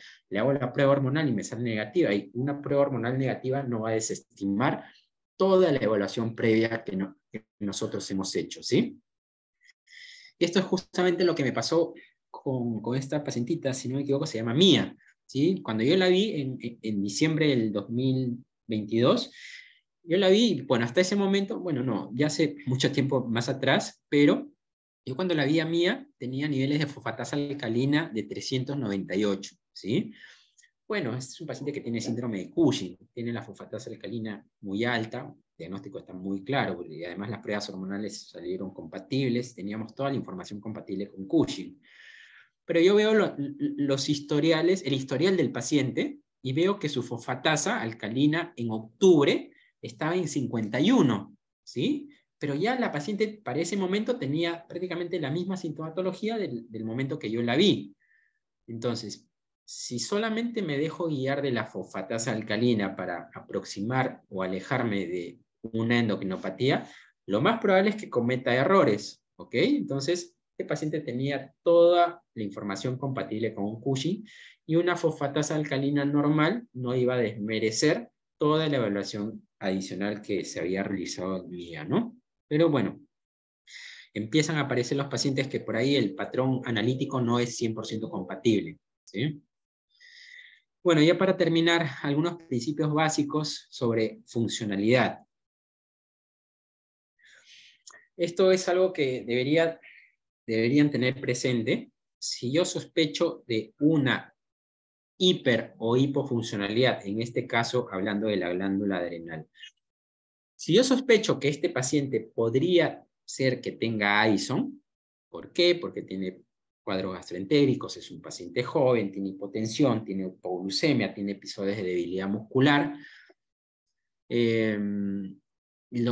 Las pruebas hormonales que yo voy a considerar utilizar en este paciente son pruebas hormonales que busquen estimular el eje, ¿sí? Si tengo una glándula adrenal que no está produciendo hormonas suficientemente cantidades normales, lo que yo busco, bueno, ¿cómo compruebo si esa glándula está funcionando o no? Bueno, intento estimular esa glándula. Entonces ahí viene la prueba Gold Standard, la estimulación con ACTH, ¿sí? Por otro lado, si yo tengo una patología hiperfuncional, como por ejemplo en el caso de un síndrome de Cushing, donde hay un exceso de cortisol, lo que yo busco hacer en ese paciente es hacer pruebas que busquen suprimir el exceso hormonal. Y ahí una de las pruebas más representativas dentro de la parte hormonal es la supresión con dexametasona a dosis baja, ¿sí? Bueno, sobre terapias no voy a hablar mucho. A grosso modo nomás, sabemos que en el caso de las hiperfuncionalidades ya hablamos del Cushing hipofisario, del Cushing adrenal. Si el paciente tiene un Cushing hipofisario, bueno, habría que, teóricamente, como primera opción terapéutica, la cirugía, hacerle una hipofisectomía, pero es una cirugía que no la hacen en nuestro país. Pero tenemos opciones terapéuticas que buscan frenar la producción hormonal de la hipófisis, ¿sí? Tenemos por ahí la cabergolina, el ácido retinoico, tenemos también por ahí la selegilina, cada una con su mayor o menor eficacia, pero tenemos opciones terapéuticas, ¿sí? Por otro lado, en el caso de los pacientes con síndrome de Cushing adrenal, tenemos, en este caso ya el panorama terapéutico puede cambiar, porque si el problema está en la glándula adrenal, tenemos la opción de quitarle la glándula adrenal, quitamos el tumor, quitamos la producción hormonal en exceso y el paciente se puede curar, ¿sí? Esto no solamente aplica en pacientes con una producción de cortisol, sino pacientes que tienen una producción exacerbada de aldosterona o pacientes que tienen una producción exacerbada de catecolaminas generando un feocromocitoma. Entonces el tratamiento de elección sería el quirúrgico, ¿sí? Sería lo mejor. Bueno, en el caso de un hipertiroidismo, tenemos terapias como el tiamazol, el metimazol, ¿sí? Que justamente buscan frenar el exceso hormonal. Y por otro lado, las hipofuncionalidades. En el caso de un hipotiroidismo, como sabemos que es un paciente que tiene una incapacidad o una insuficiencia en la producción de hormonas tiroideas, bueno, le damos la levotiroxina, ¿no? Pero insisto, es importante saber el mecanismo de producción hormonal o déficit hormonal en este caso. ¿Por qué? Porque acá les presento otro paciente que también tiene hipotiroidismo, pero no por una tiroiditis autoinmune, sino por una neoplasia cervical. No sé si se ve así en reducción. A ver, voy a reducirlo. ¿Llegan a ver la pantalla? ¿Sí? O igual se ve chévere. ¿Sí? Bueno, igual los voy a... Es un paciente que también tenía un hipotiroidismo, pero no por una tiroiditis autoinmune, sino por una neoplasia cervical que estaba generando una destrucción masiva de los dos lóbulos tiroides. Entonces, esta paciente, si bien es cierto, la terapia para la corrección hormonal sigue siendo la levotiroxina no va a corregir esta neoplasia. Es un paciente que fue derivado al área de oncología para ver si teníamos opción quirúrgica o quimioterapia, ¿sí? De hecho, es un paciente que con la quimioterapia mejoró muchísimo, ¿sí? Se redujo significativamente el tamaño de esa neoplasia. Y bueno, el hipoparatiroidismo primario. El hipoparatiroidismo primario, como mencionamos en el caso del gato y de la gatita, teóricamente, si tiene un déficit de PTH, tiene una disminución de niveles de calcio, tendría que reemplazar con PTH, pero no tenemos esa hormona disponible en nuestro medio. Entonces, es una gatita que actualmente está con tratamiento con carbonato de calcio, ¿sí? Con una respuesta impecable. Ha cambiado totalmente su vida de este gato. Y bueno, básicamente, si no podemos reemplazar la hormona primaria que está en déficit, bueno, reemplazamos su producto, que es el calcio, ¿no? En este caso fue lo que hicimos. Bueno, creo que hablé muy rápido, disculpen, pero teníamos una hora nada más, es muy, muy amplio ya sobre endocrinología, pero espero que les haya quedado muy clara la poca información que les he compartido el día de hoy. No sé si por ahí tienen alguna pregunta. No, doctor Gustavo, en serio, muchísimas gracias por muy interesante charla sobre la endocrinología. Estoy segura que toda esta información que usted aportó va a ayudar mucho a los estudiantes de la Ricardo Palma. A continuación, vamos a pasar con la ronda de preguntas. que van a ser plasmadas en el chat. A ver, chicos, si tienen preguntas hacia el doctor, por favor, si pueden escribirlo en el chat y así poder leyendo. A ver, tengo una pregunta, una pregunta un tanto compleja. Buenas noches. Para determinar el feocromocitoma, ¿qué análisis complementarios deberíamos realizar? Bueno, ese tema es muy, muy amplio, muy complejo, ¿sí? De hecho, justamente eh, una doctora, que es la doctora Andrea, por ahí la vi en el chat, uno de sus perritos tuvo feocromocitoma, pero lamentablemente las herramientas diagnósticas están muy poco disponibles. De hecho, no tenemos herramientas diagnósticas en nuestro medio. He hecho todo lo posible por tratar de hacer las pruebas que en otros países se hacen en laboratorios humanos, pero no las hemos tenido disponibles en nuestro medio. Entonces, básicamente, ¿cómo podemos diagnosticar el feocromocitoma en nuestro medio? Te diría que es por la evaluación de los signos clínicos y por descarte de otras enfermedades hormonales. Un paciente con feocromocitoma es un paciente que muchas veces va a tener una neoplasia en la glándula adrenal y va a tener algunos signos típicos de la enfermedad, como por ejemplo los que vimos en el cuadro: polidipsia, poliuria, debilidad generalizada. ¿Podría ser un Cushing? Podría ser un Cushing. Bueno, no puedo descartar directamente el feocromocitoma, busco hacerle pruebas para Cushing. De hecho, esta pacientita, Princesa, una paciente con feocromocitoma, porque descartamos el Cushing, hicimos las pruebas hormonales, nos dieron negativas, descartamos un hiperaldosteronismo.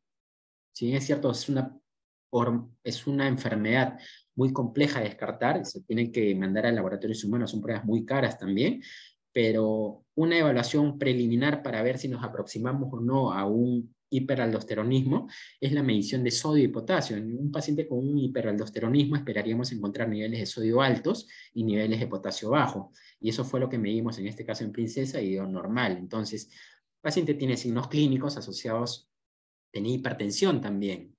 Todas las producciones hormonales a nivel de la glándula adrenal generan hipertensión. Entonces tenemos hipertensión, tenemos una masa adrenal, hemos descartado el Cushing, hemos descartado el hiperaldosteronismo. Entonces, por descarte, nos quedamos con el feocromocitoma.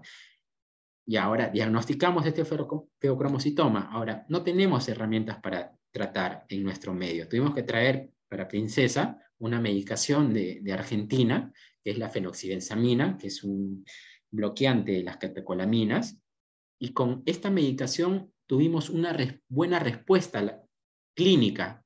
Es decir, si este paciente no hubiera tenido feocromocitoma, dándole esta medicación no hubiéramos visto una respuesta clínica positiva. Entonces, es una ruta muy larga, ¿sí? Muy tediosa, muy compleja, que lamentablemente los dueños que he tenido, en la mayoría de casos, no han accedido, ¿ya? Ni siquiera han accedido a la neoplasia, perdón, a la cirugía para esta neoplasia.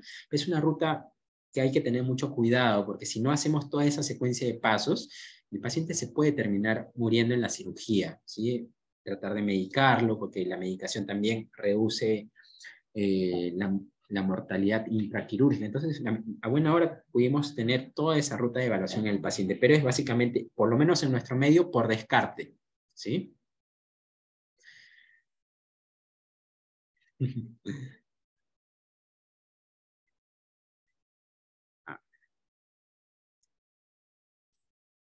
Bueno, ahí mencionan sobre la enfermedad de Hashimoto o enfermedad de Graves. Bueno, todavía no tenemos un cierto consenso para decir como tal, porque sí, en humanos está bien caracterizada la enfermedad. De hecho, en humanos está caracterizada la autoinmunidad, que genera hiperfuncionalidad y genera hipofuncionalidad. En ambos casos se genera por una autoinmunidad, ¿sí? Pero en el caso de los perros, principalmente hablamos de una autoinmunidad como generadora de un hipotiroidismo, ¿sí? No tenemos todavía ese consenso para definirlo como una enfermedad de Hashimoto o Graves, pero hasta cierto punto se puede hacer una analogía, ¿sí?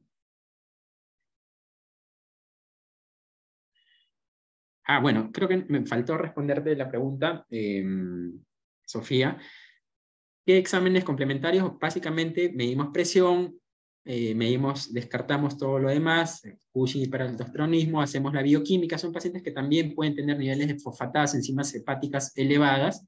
Eso ya me está diciendo que hay una producción hormonal de la glándula adrenal aumentada, y las pruebas hormonales que se deberían realizar en ese paciente con sospecha de feocromocitoma es medir las catecolaminas, medir las catecolaminas en orina, ¿sí? Esa teóricamente sería la prueba confirmatoria para feocromocitoma. Bien.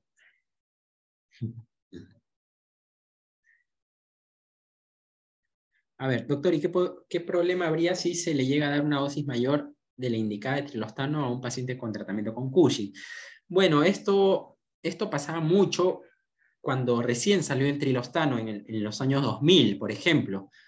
Como era un fármaco muy nuevo, actualmente la dosis de trilostano que se sugiere como una dosis de inicio es en promedio 1 miligramo por kilogramo cada 12 horas de trilostano. Hace 20 años, como no habían tantos estudios, empezaban con dosis de 10 a 15 miligramos por kilogramo cada 12 horas. Y justamente estos pacientes tenían mayor predisposición a desarrollar un síndrome de Addison, ¿sí? A veces por el síndrome de Addison se podría morir más rápido que por el mismo Cushing, ¿sí? Que es una enfermedad mucho más crónica. Entonces, ¿qué problemas? Básicamente los problemas asociados a un síndrome de Addison. Podemos bajarle tanto los niveles de cortisol que puede generarse hipotensión, problemas gastrointestinales, prácticamente la misma sintomatología de un paciente con Addison, ¿sí?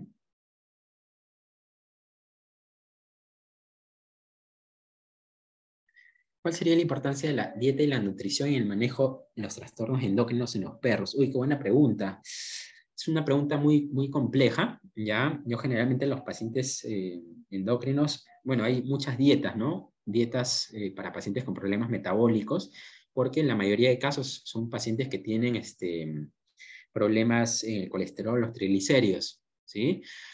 No hay, hay muy pocos estudios que justamente evalúan el efecto de la dieta hablando puntualmente sobre la diabetes, pero en mi experiencia, y es un trabajo que también están realizando en Argentina, se está viendo que hay mejor respuesta en pacientes diabéticos con dietas caseras formuladas por un nutricionista que por las dietas medicadas comerciales para pacientes diabéticos, ¿sí? Entonces todavía es un área que la verdad que hay mucho por investigar, pero yo todavía estoy un poco más orientado que la dieta casera formulada por un nutricionista tiene muchos más efectos positivos que las dietas medicadas comerciales, ¿sí? Eso, bueno, también va a depender del contexto de la tutora, ¿no? Del tutor, que si es un tutor que por ahí no puede cocinar, no tiene tiempo, bueno, nos queda el otro plan, una dieta ya medicada, ¿no? Son muchas cosas que hay que evaluar, no solamente yo le puedo mandar a todos mis pacientes dieta casera, pero si el paciente o el tutor no tiene tiempo, no lo puede hacer o lo va a hacer por 1 o 2 días, eso tampoco me va a servir. Entonces esos son factores que yo también tengo que evaluar para proponerle el mejor plan terapéutico para su mascota, porque mientras el tutor, y esto lo veo mucho, mientras más complejo vea, doctor, tengo que comprarle esto, tengo que comprarle esto, tengo que comprarle esto, y además me está sugiriendo ir por un nutricionista, a veces el tutor también no accede a hacer toda la terapéutica de forma integral. Entonces a veces me toca darle indicaciones por pautas, ¿no? Dependiendo también la disposición que tenga ese dueño.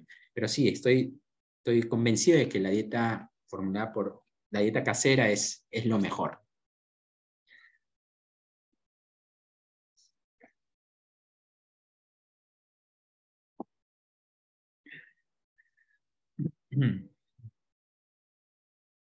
No sé si hay alguna pregunta, o no sé si respondí sus preguntas. A ver, díganme que sí o si no.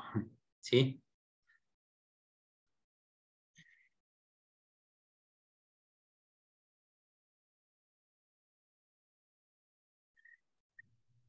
Listo, Perfecto. chicos. Muchas gracias. Espero que todas sus dudas que hayan tenido hayan sido resueltas. Y usted, doctor, en verdad, muchas gracias.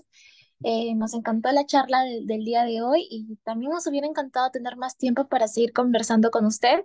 Pero ya como última consulta, ya como de parte de IBSA, nos gustaría que usted nos pueda dar un mensaje para animar a todos los estudiantes presentes desde el primer ciclo hasta los últimos a poder adentrarse adentrarse a mayor profundidad en esta área de endocrinología? Sí, bueno, yo cuando les cuento algo a título personal, yo cuando salí de la universidad no sabía absolutamente nada de endocrinología, ¿sí? Creo que es un área todavía muy nueva en nuestro medio y bueno, lo poco que supe saliendo de la universidad eh, fue con lo que me quedé mucho tiempo y a veces cuando salí de la universidad estuve prácticamente 4 o 5 años haciendo clínica general, ¿sí? En una veterinaria. Y yo ahora me pregunto, yo veo 10 pacientes con Cushing a la semana aproximadamente.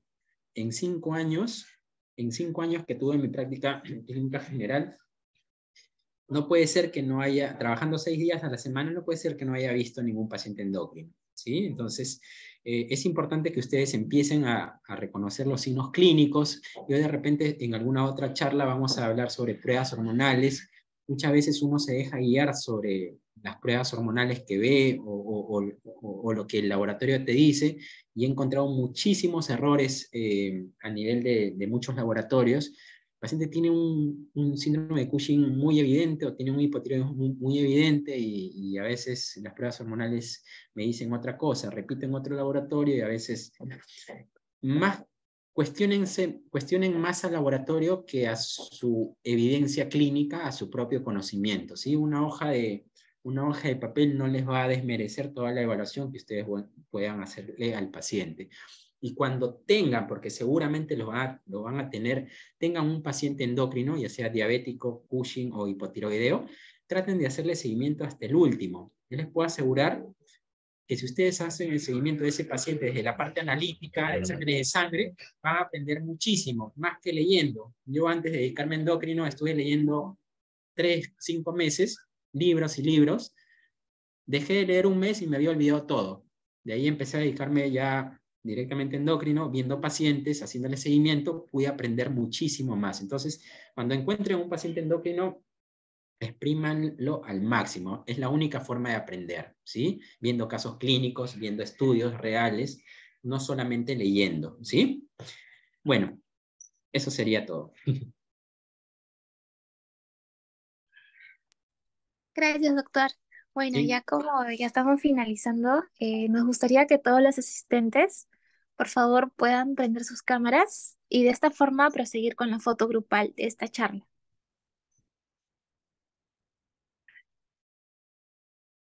A ver, dejo de compartir. A ver.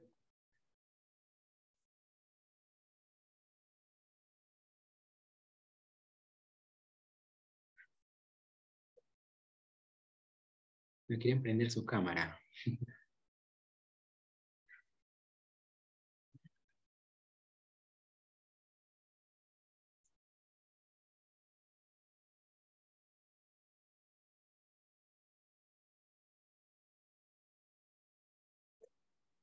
Chicos, les invitamos a prender su cámara, por favor.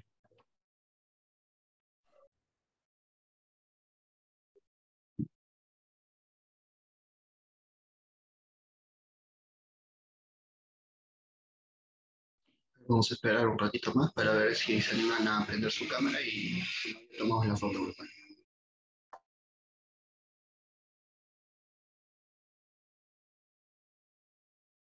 todas maneras, igual, bueno, una última invitación, si por ahí tienen alguna pregunta adicional, me la pueden hacer. Creo que al final les compartí mis redes, ¿no? Igual se las comparto, @cebet.endocrino, así que ahí generalmente subo casos.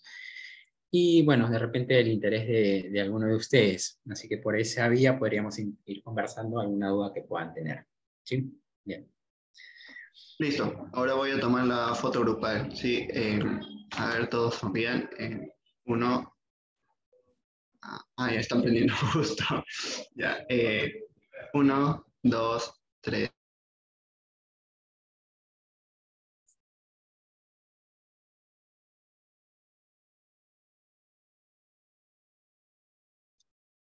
Listo, chicos, eso sería todo. Ahora le paso a mi compañera Emily. Chicos, muchas gracias a todos los asistentes, gracias por acompañarnos en nuestra última charla de este mes, Introducción a la Endocrinología. Ojalá haya sido de su agrado y esperemos verlos en las siguientes charlas que estaremos organizando próximamente para el siguiente mes.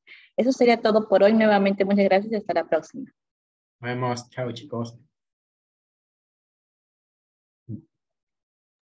Muchas gracias, chicos. Cuídense. Igualmente, doctor, muchas gracias. Chao, Muy gracias. buena noche.